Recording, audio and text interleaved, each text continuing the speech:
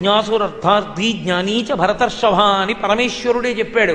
ఆర్తి కలిగిన వాడు జిజ్ఞాసువు, ఆ తర్వాత ఆ అర్థార్థి డబ్బు కావాలనుకున్నవాడు జ్ఞాని, నలుగురు నన్నే సేవిస్తారయ్యా అన్నాడు.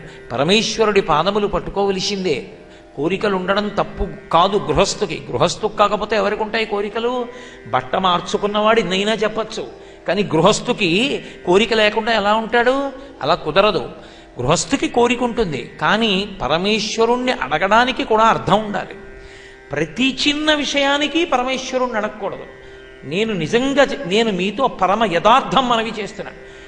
కొన్ని చిన్ని కష్టములు వచ్చినప్పుడు అమ్మయ్యా నా గత జన్మల పాపం ఈ బాధ అనుభవించడంలో పోతోందని అనుభవించడం నేర్చుకోవడమే విజ్ఞతతో కూడుకున్న లక్షణం తప్ప అసలు జీవితంలో ఎప్పుడూ కష్టం ఉండకూడదు అన్నది మనుష్య జన్మకు అన్వయం కాదు. మరి మనుష్య జన్మకున్న గొప్పతనం, దేవతలకి కర్మాధికారం లేదు. క్షీణే పుణ్యే మర్త్యలోకం విశంతి, వాళ్ళ పుణ్యం అయిపోతే కింద పడిపోతారు. అలాగే తిరియక్కులున్నాయి, వెన్నుపాము భూమికి అడ్డంగా ఉండే ప్రాణులు, వాటికి కర్మాధికారం లేదు, కొత్తగా కర్మ చేసి పుణ్యం పొందలేవు. మరి మనుష్యునికి ఉన్న గొప్పతనం, పుణ్యకర్మలు చేసుకుని దేవత కాగలడు, హీనకర్మలు చేసి తిరియక్కు కాగలడు. పుణ్యకర్మలు చేసి ఇవి ఎందుకు చేస్తున్నానంటే నేను కేవలము చిత్తశుద్ధి కొరకు మాత్రమే చేస్తున్నానని ఏ విధమైనటువంటి కోరికే ఏ విధమైన ఫలితము లేకుండా పుణ్యకర్మాచరణము చేసి ఆ చేసినటువంటి పుణ్యకర్మల యొక్క ఫలితము చేత పొందినటువంటి చిత్తశుద్ధి వలన ఆవిర్భవించినటువంటి జ్ఞానము వలన మళ్లీ పుట్టవలసిన అవసరము లేని పునరావృత్తి రహిత శాశ్వత శివసాయుజ్య స్థితిని పొందగలడు. ఇది ఒక్క మనుష్య జన్మకి మాత్రమే సాధ్యం. ఇక సృష్టిలో ఏ ప్రాణికి సాధ్యం కాదు. ఇది ఒక్క మనుష్యుడికే సాధ్యం. అందుకే జంతువునాం నరజన్మ దుర్లభం. అటువంటి నరజన్మ అంత గొప్పది. అంత గొప్పదైనటువంటి నరజన్మలో ఏదైనా ఒక కర్మ చెయ్యాలి అంటే చెయ్యడం సాధ్యం కావచ్చు కాకపోవచ్చు, కానీ భాగవత శ్రవణానికి భాగవత పఠనానికి కష్టం ఎక్కడుంది? కాబట్టి అటువంటి మనుష్యులందరూ కూడా గత జన్మలలో చేసుకున్నటువంటి కర్మల యొక్క ఫలితములను అనుభవించడానికి పుడతారు. కానీ మనుష్య జాతి మొత్తం మీద ఇద్దరు మినహాయింపు. అసలు ఏ కర్మ అనుభవించవలసిన అవసరం లేకుండా పుట్టుకతోటే ఏ గురువు గారిని ఆశ్రయించి జ్ఞానమును పొందిన తరువాత వైరాగ్యమును పొందడమన్న విషయము లేకుండా పుట్టుకతో మహాజ్ఞానులై వైరాగ్యముతో పుట్టినటువంటి వారు ఇద్దరున్నారు. ఒకడు వామదేవుడు, రెండు శుకబ్రహ్మ. అటువంటి శుకబ్రహ్మ భాగవతాన్ని ప్రవచనం చేశాడు. ఆయన ఒక ఆవు పాలు పితికినంతసేపు మాత్రమే ఎక్కడైనా నిలబడతాడు, అంతకన్నా ఎక్కువ నిలబడడం. ఎందుకు నిలబడడంటే అలా నిలబడితే సంఘం కలుగుతుంది ఆయనకి చికాకు. ఎక్కడైనా స్థిరంగా ఉన్నాడు అనుకోండి 10 మంది పరిచయాలు అవుతాయి. 10 మంది పరిచయం అయ్యారంటే వాళ్ళ జ్ఞాపకం పెట్టుకోవాలి. వాళ్ళ జ్ఞాపకం పెట్టుకుంటే మనసు నిండా వాళ్ళు చేరుతారు. వాళ్ళందరూ చేరితే ఈశ్వరుడికి ఇరుకవుతుంది. అక్కడ ఈశ్వరుడు ఒక్కడే విశాలంగా కూర్చుంటే భృంగీచ్ఛానటనోత్కట కరిమదగ్రహీ స్ఫురన్మాధవాహ్లాదో నాదయుతో మహాశితవపు పంచేషు నాచాధృత సత్పక్ష సుమనోవనీషు సుపన సాక్షాన్మదీయే మనోరాజీవే భ్రమరాధిపో విహరతాం శ్రీశైలవాసీ విభు అంటారు శంకర భగవత్పాదులు శివానందలహరిలో.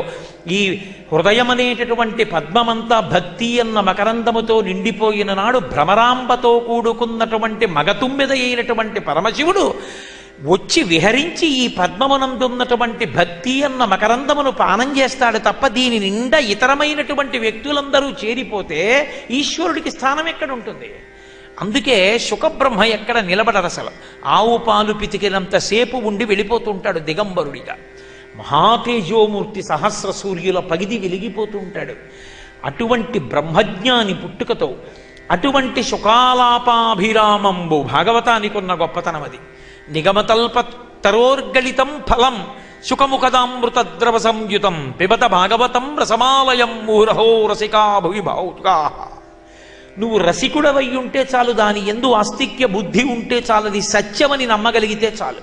నీకు లోపల ప్రతిపాదింపబడినటువంటి తత్వం అర్థమైనా కాకపోయినా భాగవతం యొక్క కథలో ఉన్న మాధుర్యమును గ్రోలగలిగినటువంటి వాడివైతే అది చాలు. ఇక పునర్జన్మ లేకుండా చెయ్యగలదు. శుకాలాపాభిరామంబు, అటువంటి శుకుడు నోరు విప్పి మాట్లాడాడు. ఎప్పుడు మౌనంలో తనలో తాను రమించేటటువంటి శుకబ్రహ్మ పరీక్షిన్ మహారాజు కోసం గంగానది ఒడ్డున 7 రాత్రులు 7 పగళ్ళు భాగవతాన్ని ప్రవచనం చేస్తే లోకానికి వచ్చినటువంటి పురాణం భాగవతం. కాబట్టి శుకాలాపాభిరామంబు, అటువంటి మంజులతాశోభితమున్, మంజులమైనటువంటి లతల చేత శోభించేటటువంటిది, అద్భుతమైనటువంటి కవిత్వంతో మధురమధురమైనటువంటి విషయములను ప్రతిపాదించినటువంటి పురాణము భాగవతము. ఎందుచేతనంటే మధురాతి మధురంగా కనపడేవి, కవిత్వం అద్భుతంగా కనపడేటటువంటివి ఎన్నో గ్రంథములు లోకంలో ఉండొచ్చు. కానీ అవన్నీ కూడా ఉద్ధారకములు కావు. మనుష్య జన్మని ఉన్నతిలోకి తీసుకెళ్ళగలిగినటువంటివి, మనుష్య జన్మ యొక్క ప్రయోజనాన్ని సాధింపజేయగలిగినటువంటి పురాణములు కావు. అటువంటి శక్తి వాటికి ఉండదు. ఒక చోట పోతనగారే అంటారు భాగవతాన్ని ఆంధ్రీకరిస్తూ, హరినామస్తుతి చేయు కావ్యము సువర్ణాంభోజ హంసావళీ సురుచిభ్రాజితమై మానస సరస్ఫూర్తిన్ వెలుంగొందు, శ్రీహరినామస్తుతి లేని కావ్యము విచిత్రార్థాన్వితంబయ్యు శ్రీకరమయ్యుండదయోగ్య దుర్మదనత్కాకోల గర్తాకృతిన్ అంటారు. శ్రీహరినామస్తుతి చేయు కావ్యము సువర్ణాంభోజ హంసావళీ సురుచిభ్రాజితమై మానస సరస్ఫూర్తిన్ వెలుంగొందు. ఎక్కడ శ్రీహరి యొక్క కథలు చెప్పబడతాయో, భగవన్నామము కీర్తింపబడుతుందో, భగవంతుని యొక్క అవతార వైశిష్ట్యము చెప్పబడుతుందో, పరమ భాగవతోత్తములైనటువంటి వారి కథలు వర్ణింపబడ్డాయో, అటువంటి భాగవతమున్నదే అది బంగారు తామర పూలతో కూడుకుని హంసలు తిరిగేటటువంటి మానస సరోవరము వంటిది. మానస సరోవరానికి వెళ్ళి స్నానం చెయ్యడానికి ప్రయత్నపూర్వకమైనటువంటి యాత్ర అక్కర్లేదు. ప్రతిరోజు భాగవత గ్రంథాన్ని తీసి ఒక్క స్కందాన్ని చదువుకున్నా, ఒక పద్యాన్ని చదువుకున్నా, ఒక పాదాన్ని చదువుకున్నా, భాగవతానికి ఒక పువ్వు వేసి నమస్కరించిన వాడు నిత్య మానస సరోవర యాత్ర చేసి స్నానము చేసినటువంటి ఫలితమును పొందినటువంటి వాడే. కాబట్టి భగవన్నామము, భగవత్కథ, భగవంతుని యొక్క అవతార వైశిష్ట్యము, భగవద్వైభవము, భాగవతుల యొక్క గొప్పతనము చెప్పినటువంటి భాగవతము వంటి గ్రంథములు మనుష్య జన్మకి ఉద్ధారకములేమో తప్ప విచిత్రద్ధాన్వితంబయ్యు శ్రీకరమయ్యుండదయోగ్య దుర్మదనత్కాకోల గర్తాకృతిన్, రకరకాలైన కవిత్వ విన్యాసాలతో కూడుకున్నవి కావచ్చు, పదగుంభంతో కూడుకున్నవి కావచ్చు, భగవత్ సంబంధమైనటువంటి విషయాన్ని విడిచిపెట్టి ఇతరమైన విషయాల్ని వర్ణించినటువంటి గ్రంథములు ఏవైనా సరే అవి ఎటువంటివో తెలుసా? ఎంగిలి విస్తళ్ళన్నీ తీసుకెళ్లి పారేసినటువంటి బురదగుంట మీద ఎగురుతున్న కాకులతో, పందులతో కూడుకున్నటువంటి మురికి చెరువెటువంటిదో ఆ పుస్తకాలు అటువంటివి. కాబట్టి భాగవతం ఒక్కటే మనుష్య జన్మకు ఉద్ధారకము. మంజులతా శోభితమున్, సువర్ణ సుమన సంజ్ఞేయమున్, అది మంచి మనసు కలిగినటువంటి వారందరి చేత తెలుసుకోబడవలసినటువంటి విషయం ఉన్నది. అసలు మనుష్య జన్మ కన్నా గొప్ప జన్మ ఎక్కడుంది? అసలు వాంగ్మయం అంతా ఎవరి కొరకు వచ్చింది అంటే ఒక్క మనుష్యుడి కోసమే. కుక్కల కోసమా, పందుల కోసమా, పిల్లుల కోసమా? 84 లక్షల జీవరాశులలో ఎవరు చదువుకుంటారు, ఎవరు వింటారు? ఒక్క మనుష్యుడి కోసమే వాంగ్మయం వచ్చింది. వాంగ్మయం అంతా ఒకెత్తు, భాగవతం ఒక్కటి ఒకెత్తు. అటువంటి భాగవతము సుమనస్కులైనటువంటి వారు, మంచి మనసున్నవారందరూ చదవవలసినదే. స్వర్గలోకంలో ఉన్న కల్పవృక్షం సుమనస్కులంటే దేవతలు, దేవతల చేత ఆశ్రయింపబడినదై ఉంటుంది, బంగారు పూలతో కూడుకున్నదై ఉంటుంది. కాబట్టి అటువంటి కల్పవృక్ష సమానమైనటువంటి భాగవతము మనుష్యులందరి చేత కూడా అవధరించబడవలసినటువంటి పరమ పవిత్రమైనటువంటి పురాణము. అటువంటిది మహాఫలంబు, సుందరోజ్వల వృత్తంబు. అందులో ఉండేటటువంటి వృత్తమున్నదే, అక్కడ ఉన్న కల్పవృక్షం గుండ్రని బోధతో ఉంటుంది. ఇక్కడిది ఎక్కడ పుట్టావో అక్కడి నుంచి తిట్ట చివరికి ఎక్కడికి చేరాలో అక్కడికి చేర్చేస్తుంది. పూర్ణమద పూర్ణమిదం పూర్ణాత్ పూర్ణముదచ్యతే పూర్ణస్య పూర్ణమాదాయ పూర్ణమేవావశిష్యతే. ఎక్కడ బయలుదేరావో అక్కడి నుంచి మళ్ళీ ఎక్కడికి చేరాలో అక్కడికి చేర్చగలిగినటువంటి గ్రంథం ఏదైనా ఉంటే అది భాగవతం ఒక్కటే. కాబట్టి మహాఫలంబు, దాని వలన వచ్చేటటువంటి ఫలితం అంతా ఇంత అని చెప్పడం కుదరదు. అటువంటి భాగవతం, దాన్ని మహాఫలంబు, దాన్ని చదవనటువంటి వాడెవరుంటాడు? స్వర్గలోకంలో ఉండేటటువంటి కల్పవృక్షము కేవలము దేవతలకు మాత్రమే అందుబాటులో ఉంటే భూలోకమునందు సమస్త మనుష్య జాతి కూడా ఎవరి ఇంట వారు ఉంచుకోవడానికి వీలైనటువంటి కల్పవృక్ష సమానమైనటువంటి గ్రంథము భాగవతమని మహానుభావుడైనటువంటి సూతుడు భాగవత గ్రంథం గురించి మాట్లాడుతూ చెప్తాడు. భాగవతం చదువుకుంటే వచ్చేటటువంటి లక్షణమేమి అని అడిగారు. భాగవతం చదివినా భాగవతం విన్నా క్రమంగా ఏమి ఏర్పడుతుంది అన్నది చెప్పారు. దీన్ని చాలా జాగ్రత్తగా మనసులో పట్టుకోవాలి. ఎందుచేతనంటే ఒకసారి ఈ దారిలోకి మళ్ళినటువంటి వాడు ఎవరుంటాడో వాణ్ణి భగవంతుడు తనకి దగ్గరగా చేర్చుకోవడానికి వీలైనటువంటి రీతిలో పుట్టుకతోనే మహాజ్ఞాని, చక్కటి ఆర్షధర్మము తెలిసిన్నటువంటి అనుష్ఠాన తత్పరుడైనటువంటి తండ్రికి కుమారుడుగా జన్మించగలిగినటువంటి అదృష్టాన్ని పరమేశ్వరుడు కల్పిస్తాడు. ఎవరికి? ఈ మార్గంలోకి మళ్ళిన వారికి. ఏ మార్గం ఆ మార్గం అంటే మొట్టమొదట భాగవతం చదువుకున్నా భాగవతం విన్నా ఏర్పడేటటువంటి మొదటి లక్షణం ఏది అంటే నిషిద్ధ కర్మయందు అనురక్తి నశించిపోతుంది. అసలు మనుష్య జన్మ పతనమునకు కారణమేమి అంటే విహిత కర్మాచరణమునందు అనురక్తి ఉన్నదా లేదా విడిచిపెట్టండి, చేస్తాడు. నిషిద్ధ కర్మయందు అనురక్తి తగ్గదు. మీరు తెల్లవారుజామున లేచి స్నానం చేయండి. ఇవాళ భీష్మేకాదశి విష్ణు సహస్రం చదవండి. చదవలేకపోతే శ్రీరామ రామ రామేతి రమే రామే మనోరమే సహస్రనామ తత్తుల్యం రామనామ వరాననే అనండి. అన్నాననుకోండి భయానికో భక్తికో అంటారు. మీరు పూజ చేసుకోవడానికి కూర్చున్నప్పుడు మాత్రం ఎట్టి పరిస్థితుల్లోనూ కూడా మీకు ఎలక జ్ఞాపకానికి రాకూడదు. అన్నాను అనుకోండి అదే జ్ఞాపకానికి వస్తుంది. నువ్వు ఇది చూడకూడదన్నాను అనుకోండి అదే చూస్తాడు. నీకు ఇది తెలియక్కర్లేదు అదే తెలుసుకోవడానికి ప్రయత్నం చేస్తాడు. నువ్వు ఇది చెయ్యకూడదు అదే చేయడానికి ప్రయత్నం చేస్తాడు. భాగవత గ్రంథమును చదువుకున్నటువంటి వారికి ప్రతిరోజు భాగవతాన్ని చదువుకోవడం వినడం అలవాటున్న వారి యందు ప్రచోదనమయ్యేటటువంటి భగవంతుని యొక్క అనుగ్రహ స్వరూపమైన మొట్టమొదటి లక్షణమేది అంటే నిషిద్ధ కర్మయందు అనురక్తి తొలగుట. ఏది ఈశ్వరుడు చెయ్యకూడదని చెప్పాడో అది చెయ్యాలన్న బుద్ధి పుట్టదు. భగవంతుడు ఒకడు ఉన్నాడు, వాడికి నేను జవాబుదారీ.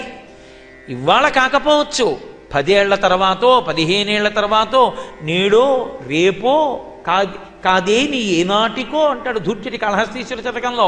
మృత్యువు పొంచి ఉన్నది కదా, ఏదో ఒకనాడు వాడి ముందు చేతులు కట్టుకోవాలి.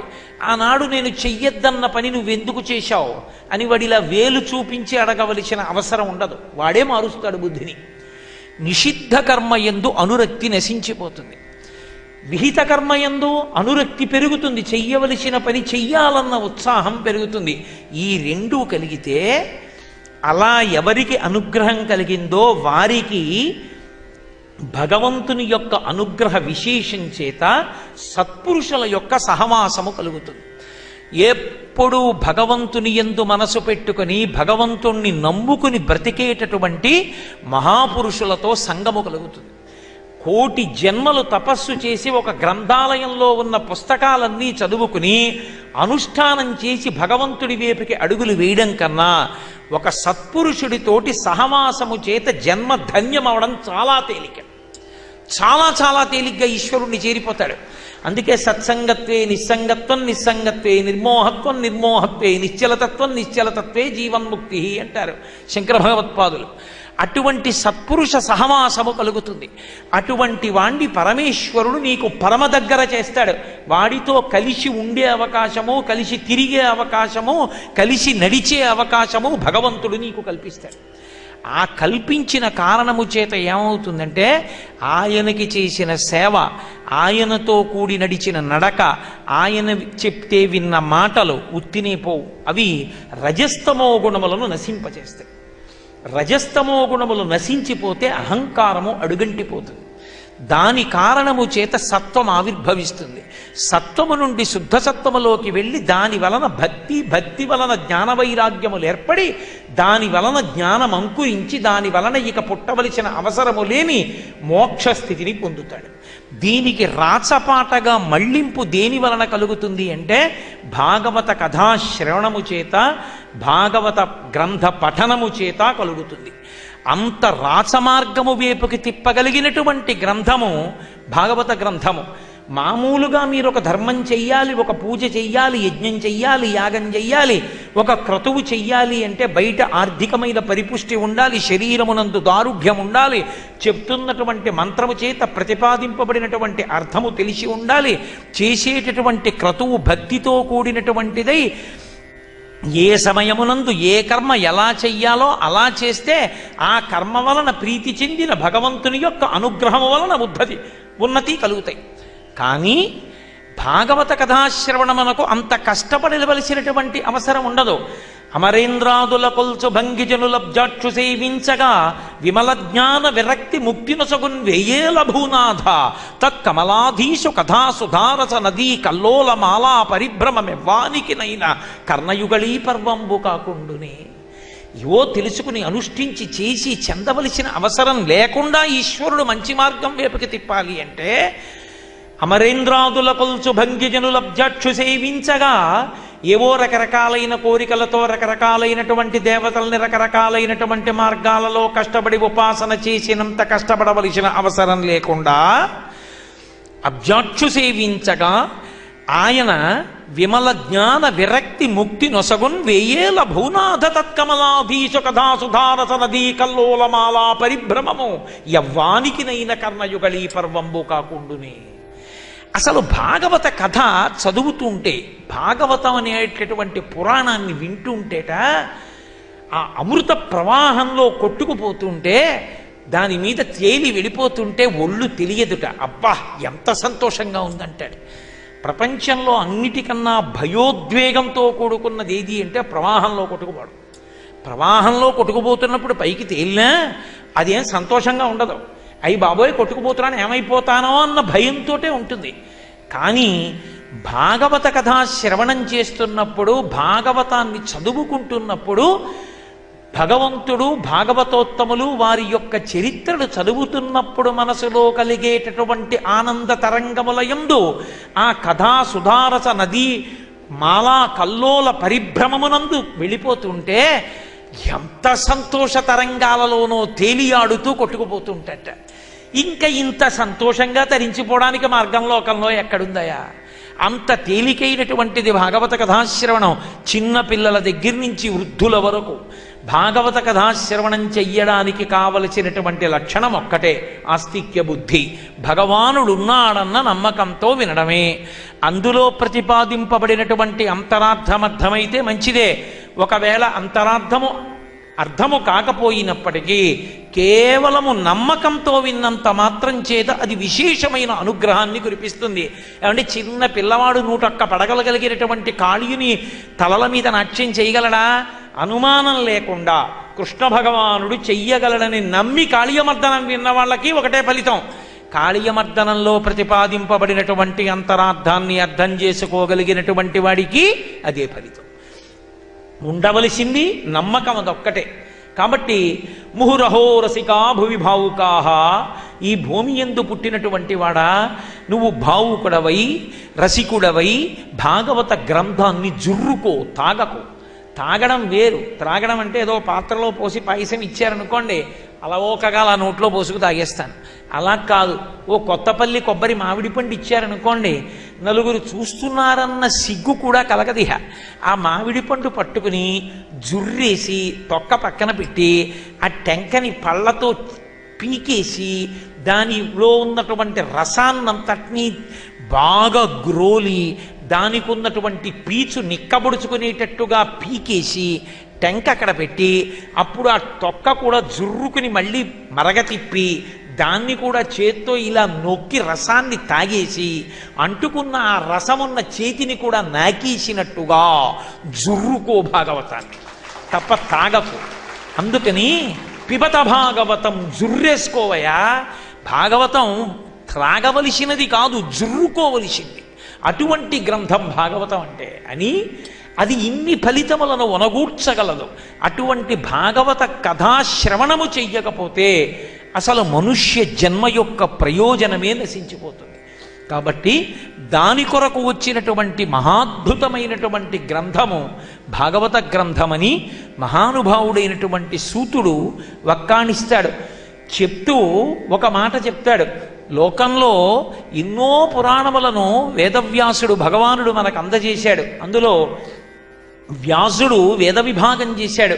కలియుగంలో ఉండేటటువంటి జనుల యొక్క ఆయుర్దాయాన్ని దృష్టిలో పెట్టుకొని అపారమైనటువంటి వేదరాశిని అందరూ చదువుకోలేరని వేదాన్ని ఋగ్వేదము, యజుర్వేదము, సామవేదము, అథర్వణ వేదమని 4 భాగములుగా విభాగం చేసి ఋగ్వేదాన్ని పైలునికిచ్చి, సామవేదాన్ని జైమినికిచ్చి, యజుర్వేదాన్ని వైశంపాయనునికిచ్చి, అథర్వవేదాన్ని సుమంతునికిచ్చి, అష్టాదశ పురాణములను తీసుకుని వెళ్ళి రోమహర్షునికిచ్చి లోకమునందు ప్రచారం చెయ్యవలసినదిగా ఆదేశించినటువంటి మహాపురుషుడు వ్యాసుడు. వ్యాసుడు లేనినాడు అసలు లోకమంతా అంధకారమే. వ్యాసోచ్ఛిష్టం జగత్సర్వం. ఎక్కడ ఎవరు ఏది చెప్పినా వ్యాసుడు చెప్పినది చెప్పాలి తప్ప వ్యాసుడు చెప్పనిది చెప్పగలిగినటువంటి వారు లోకంలో ఉండరు. శంకర భగవత్పాదులంతటి మహాపురుషులు కూడా వ్యాసదర్శనమైనప్పుడు వ్యాసుడు వ్యాసుడిగా వస్తే శంకరాచార్యుల వారు పరమ గౌరవంతో మాట్లాడరని వృద్ధ బ్రాహ్మణ రూపంలో వచ్చాడు వ్యాసుడు. బ్రాహ్మణ రూపంలో వస్తేనే శంకరాచార్యుల వారు మాట్లాడతారని, మాట్లాడితే శంకరాచార్యుల వారి యొక్క బుద్ధి వైభవాన్ని లోకానికి నేను వెల్లడి చేసిన వాడినవుతానని వ్యాసుడు వచ్చి శంకరాచార్యుల వారితో మాట్లాడి, శంకరాచార్యుల వారు మరికొంతకాలం శరీరంలో ఉండాలని కోరితే వ్యాసుల కోరిక మేరకు శంకరాచార్యుల వారు మరికొంతకాలం శరీరంలో ఉన్నారు. అంటే వ్యాసుడు ఈ లోకానికి చేసినటువంటి విశేషమైన ఉపకారం ఎటువంటిదో మనం అర్థం చేసుకోవచ్చు. ఇన్ని అందించినటువంటి వ్యాసుడు అన్నీ ఇవ్వడం ఒకెత్తు, మహాభారత గ్రంథాన్ని ఇవ్వడం ఒకెత్తు. వేదాన్ని చదువుకోలేనటువంటి వాళ్ళు, వేదం చదవకూడనటువంటి వాళ్ళు ఎవరున్నారో అటువంటి వాళ్ళు మేము వేదం చదువుకోలేకపోయామనేటటువంటి అసంతృప్తి పొందకూడదని, పురుషార్థ సమన్వయాన్ని అర్థం చేసుకోవాలని, సమస్త ధర్మములను లోకానికి ఉపదేశం చెయ్యాలని అంత పెద్ద మహాభారత గ్రంథాన్ని పంచమ వేదంగా లోకానికి అందించాడు. ఇన్ని చేసినటువంటి వ్యాస భగవానుడు ఒకానొకప్పుడు సరస్వతీ నదిలో స్నానం చేసి సరస్వతీ నదీ తీరంలో కూర్చుని అనుష్ఠానం చేసుకుంటే మనసంతా కూడా తెలియనటువంటి గందరగోళంతో, అసంతృప్తితో నిండిపోయింది.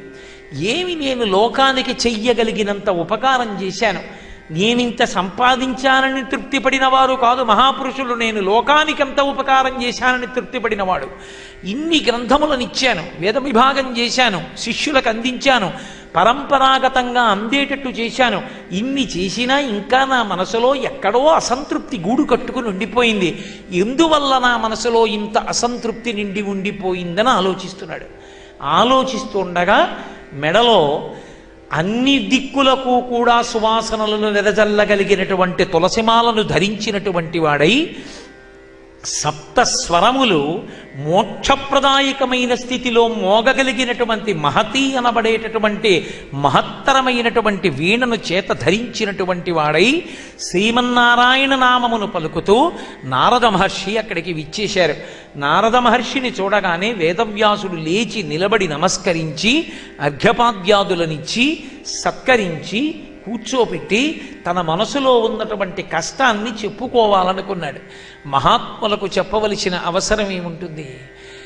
వ్యాసుల వారిని చూడగానే నారదుడికి అర్థమైంది, ఏమయ్యా ఇంతటి మహానుభావుడివే, లోకాన్ని ఇంత ఉద్ధరించావే, నువ్వు ఇంత గొప్పవాడవయ్యుండి కూడా ధాతవు, మహాభారత శృతి విధాతవు, వేద పదార్థజాత విజ్ఞాతవు, కామ ముఖ్య రిపుషట్క విజేతవు, బ్రహ్మతత్వ నిర్ణేతవు, యోగినేతవు, వినీతుడవీవు, చిలించి చల్లరేకాతుర కైవడిన్ వగవకారణమేవి పరాశరాత్మజా అని అడిగాడు. పరాశరాత్మజ, ఓ పరాశరుని యొక్క కుమారుడా, సాక్షాత్తు నారాయణుని యొక్క అంశలో వచ్చినటువంటి వాడా, వ్యాసభగవానుడా, నువ్వేం సామాన్యుడివా? నువ్వు ధాతవు, మరొక బ్రహ్మవి. ఎందుకని? బ్రహ్మగారు 4 ముఖాలతో వేదం చెప్తాడు, నువ్వు మహాభారతం అనేటటువంటి పంచమ వేదాన్ని ఇచ్చిన వాడివి. ధాతవు, భారత శృతి విధాతవు, భారతమనబడేటటువంటి పంచమ వేదానికి కర్తవి. వేద పదార్థ జాత విజ్ఞాతవు, వేదమనబడేటటువంటి పదార్థమునందు నిక్షేపింపబడినటువంటి బ్రహ్మతత్వమును తెలుసుకుని నిర్ణయించినటువంటి వాడివి. పైగా కామ ముఖ్య రిపుషట్క విజేతవు, కామ క్రోధ లోభ మద మోహ మాత్సర్యములనేటటువంటి అరిషడ్వర్గములను జయించినటువంటి వాడివి. కామ ముఖ్య రిపుషట్క విజేతవు, బ్రహ్మతత్వ నిర్ణేతవు, బ్రహ్మతత్వాన్ని నిర్ణయించగలిగినటువంటి వాడివి. యోగినేతవు, యోగులలోకెల్లా అగ్రేసరుడవు. అటువంటి అటువంటి యోగివి, అన్నింటినీ మించి వినీతుడవు, అపారమైనటువంటి వినయమున్నవాడివి, వినయము నేర్పగలిగినటువంటి వాడివి, అంతమంది శిష్య పరంపర కలిగినటువంటి వాడివి. అటువంటి వాడికి చలరేకాతుర కైవడిన్ వగవ కారణమే విపరాశరాత్మజ. సామాన్యుడిలా ఇందుకయాల మనసులో బాధ పెట్టుకుంటున్నావు? నాకు అర్థమైంది. ఎందుకు బాధపడుతున్నావో తెలుసా? ఇంత వాంగ్మయాన్ని ఇచ్చినప్పటికీ ఏదో ఒక ప్రధానమైన విషయాన్ని విడిచిపెట్టానేటటువంటి బాధ నీ మనసులో గూడు కట్టుకునుంది. ఇది తొలగిపోవాలి అంటే భగవంతుని యొక్క కథలతో కూడుకున్నది, భగవంతుని యొక్క అవతార వైభవమును గురించి చెప్పగలిగినటువంటిది, భాగవతోత్తముల యొక్క చరిత్ర చెప్పగలిగినది, హరి యొక్క నామ గుణ కీర్తనము చెయ్యగలిగినటువంటిది, భాగవత గ్రంథాన్ని లోకానికి అందించవయ్యా వ్యాసుడా అని చెప్పి సత్సంగమనేటటువంటి దాన్ని ఇవ్వగలిగినటువంటిది కేవలముగా భాగవతం ఒక్కటే. భాగవత కథాశ్రవణము చేత ఫలితమేమి అంటే, నేను ఇందాక మీతో మనవి చేశా, నిషిద్ధ కర్మయందు అనురక్తి తొలగుట, విహిత కర్మాచరణమునందు అనురక్తి పెరుగుట, తత్ఫలితము చేత సత్పురుష సహవాసము కలుగుట. సత్పురుష సహవాసము గురించి మాట్లాడుతూ రామకృష్ణ పరమహంస ఒక మాట అంటారు, మనుష్యుని యొక్క మనస్సు ఎంత చంచలంగా ఉంటుంది అంటే ఏనుగు యొక్క తొండం ఎలా కదులుతూ ఉంటుందో అలా కదులుతూ ఉంటుంది. యుక్తాయుక్త విచక్షణ ఉండదు. ఏనుగు అలా వెళ్ళిపోతూ ఉంటుంది. వెళ్ళిపోతూ వెళ్ళిపోతూ అక్కడే ఉన్నటువంటి పూచి ఉన్న మామిడి కొమ్మని విరిచేస్తుంది. ఇంకా పిందెలతో ఉన్నటువంటి ఒక కొమ్మని భంజిస్తుంది. పక్కన ఉన్నటువంటి మావటి తన చేతిలో ఉన్నటువంటి అంకుశంతో ఒక దెబ్బ కొడతాడు, ఆ తొండం దించేస్తుంటుంది. పక్కన అంకుశం చేతిలో ఉన్నటువంటి మావటి ఉన్న కారణం చేత తొండములో అంత బలమున్న ఏనుగు విధ్వంసకరమైన కార్యములు చెయ్యకుండా తనని తాను ఎలా నియంత్రించుకుంటుందో, అలా సత్పురుషులతోటి సహవాసము వలన ఆయన అంతేవాసిని చెప్పుకుని, ఆయన శిష్యుణ్ణని చెప్పుకుని, ఇటువంటి తప్పుడు పనులు నేను చేయనా, నేను చేస్తే గురువుగారికి తెలియకుండా ఉంటుందా? ఆయనంత తెలుసుకోలేనివాడా? ఆయన తెలుసుకుంటాడు. తెలుసుకున్న తర్వాత ఎప్పుడైనా నన్ను చూసి ఒక్క నవ్వు అలా నవ్వి, ఏం చేస్తున్నారో నాకు తెలియదు అనుకుంటున్నారా అని ఒక మాట అంటే నేనేమైపోవాలి? లేకపోతే వీధిలో వాళ్ళు ఏమండి మీరు ఆయనతో తిరుగుతారు ఇలా ఉంటారే అని అడిగితే ఏమైపోవాలి అని తన యొక్క కర్మాచరణమును మార్చుకుంటాడు. ఎన్నో గ్రంథములను చదివి కర్మాచరణము చేస్తే తప్ప లొంగనటువంటి నడువి కేవలముగా సత్పురుషుడితోటి సహవాసము వలన లొంగిపోతుంది. అటువంటి సత్పురుష సహవాసము భాగవతం ఇవ్వగలదు. సత్పురుష సహవాసము ఎంత శక్తినైనా ఇస్తుంది. వ్యాసుడా, నా జన్మ ఇంత గొప్పది ఎందుకైందో తెలుసా? కేవలము సత్పురుష సహవాసము చేతనే నేను ఇంత వాడను కాగలిగాను అంటూ నారదుడు తన పూర్వజన్మ వృత్తాంతాన్ని చెప్పాడు. ఒకానొకప్పుడు క్రిందటి జన్మలో నేను దాసీపుత్రుణ్ణి. నాకు చిన్నతనంలోనే పితృవియోగం కలిగింది. తండ్రి వెళ్ళిపోయారు. నా తల్లి దాసి. కాకపోతే ఆమె బ్రాహ్మణ గృహముల యందు సేవ చేస్తూ మహాపురుషులు వచ్చినప్పుడు వాళ్ళ యొక్క సేవ యందు తరించిపోతుండేది. నేను కూడా మా అమ్మ వెంట వెళ్ళి మా అమ్మ ఆ ఇళ్లలో పనిచేస్తుంటే వచ్చినటువంటి పెద్దలైనటువంటి వారి సేవ ప్రీతిపూర్వకంగా చేస్తుండేవాణ్ణి. ఆ సేవ ఉత్తినే పోయేది కాదు, ఆ సేవ రమ్మంటే వచ్చేది కాదు. అలా నేను చేస్తుండగా ఒకనాడు మా అమ్మగారు ఏ ఇంటిలో దాసీత్వం చేస్తున్నారో ఆ బ్రాహ్మణ గృహానికి చాతుర్మాస్య దీక్ష చెయ్యడం కోసమని మహాపురుషులైనటువంటి వారు ఇచ్చేశారు. వారు ఆ చాతుర్మాస్య వ్రతమునందు ఆ కాలంలో బయట తిరగకూడదు కనుక ఆ బ్రాహ్మణ గృహంలో ఉండిపోయారు. వారు ప్రతిరోజు చేసేటటువంటి కర్మానుష్ఠానం, వారి యొక్క భక్తి, వారి నారాయణ నామస్మరణము, వారు చెప్పుకునేటటువంటి విష్ణు కథలు, వారి మధ్య నడిచేటటువంటి సంభాషణలు తెలిసో తెలియకో నేను వింటూ ఉండేవాణ్ణి. నేను చేసిందేమిటి? అపచారంబులు లేక భక్తి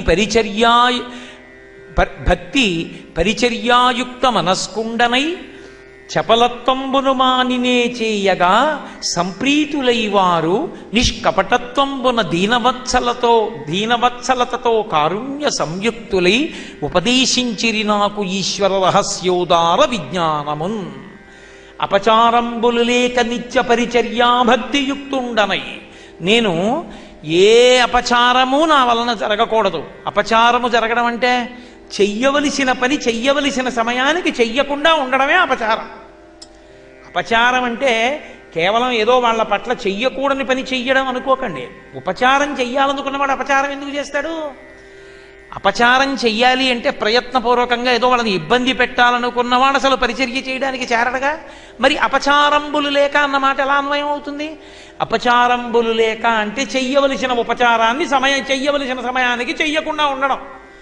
ఆయన ఏదో తెల్లవారుజామున సంధ్యావందనం చేసుకుంటాడు, తెల్లవారుజామున ఆయనకి నీళ్లు ఇవ్వకపోవడం, తెల్లవారుజామున ఆయన సంధ్యావందనం చేసుకుంటాడని తెలిసి ఆయన ఉన్న గది తొడవకపోవడం, తెల్లవారుజామున ఆయన స్నానం చేస్తాడని తెలిసి ఆయన స్నానం చేయడానికి కావలసిన సౌకర్యాన్ని ఏర్పాటు చేయకపోవడం, ఆయన ఈ సమయానికి అనుష్ఠానం చేసుకుంటాడని తెలిసి అనుష్ఠానానికి తగిన సంభారాల్ని సమకూర్చలేకపోవడం, ఈ సమయం దాటితే ఆయన తిన్నప్పటికీ ఆయనకు అరగదని తెలిసి ఆ సమయానికి ఆయనకి పెట్టకపోవడం, పెట్టాడా